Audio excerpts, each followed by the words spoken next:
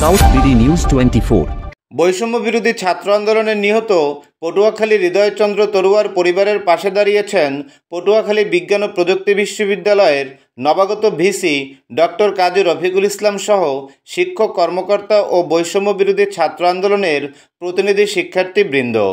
আজ রবিবার বিকাল 4:30টায় পটুয়াখালী শহরের মুন্সেফপাড়ায় ভাড়াটিয়া বাসায় চট্টগ্রাম বিশ্ববিদ্যালয়ের ইতিহাস বিভাগের তৃতীয় বর্ষের মেধাবী শিক্ষার্থী হৃদয়চন্দ্র তরুয়ার শোকাহত পিতা রতনচন্দ্র তরুয়া ও শোকাহত মাতা অর্চনা রানীর হাতে নগদ আর্থিক সহায়তা প্রদান করেন পটুয়াখালী বিজ্ঞান ও প্রযুক্তি বিশ্ববিদ্যালয়ের নবাগত ভিসি ডক্টর কাজী রফিকুল ইসলাম।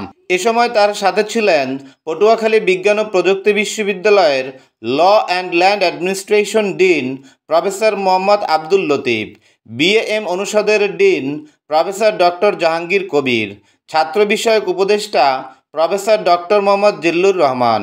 এ সময় আরও উপস্থিত ছিলেন প্রক্টর প্রফেসর আবুল বাশার খান, রেজিস্ট্রারের দায়িত্বে নিয়োজিত professor doctor S M. Hemayet Jahan, professor Mohammad Jamal Hossain, professor doctor A B M. Saiful ইসলাম, professor doctor Mamunur Rashid, deputy registrar doctor Aminul Islam Tito, deputy registrar Abu Bakkar Siddique, deputy registrar Imran Hossain, প্রধান খামার তত্ত্বাবধায়ক আরিফুর রহমান নোমান এবং বিশ্ববিদ্যালয়ের বিভিন্ন অনুষদের শিক্ষার্থীবৃন্দ ও বৈষম্য বিরোধী ছাত্র আন্দোলনের প্রতিনিধি শিক্ষার্থীবৃন্দ।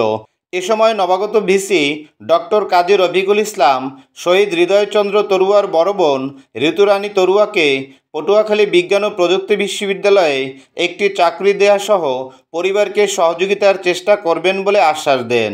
উল্লেখ্য, চট্টগ্রাম বিশ্ববিদ্যালয়ের ইতিহাস বিভাগের তৃতীয় বর্ষের মেধাবী শিক্ষার্থী হৃদয়চন্দ্র তরুয়া বৈষম্য বিরোধী ছাত্র আন্দোলনে গত 18 জুলাই বিকাল 3টার দিকে টিউশনি শেষে বাসায় ফেরার পথে গুলিবিদ্ধ হন এবং ঢাকা মেডিকেল কলেজ হাসপাতালে চিকিৎসারত অবস্থায় 5 দিন পর মঙ্গলবার ভোরের দিকে তার মৃত্যু ঘটে। Mohammad Fariduddin, desk report, south BD news 24।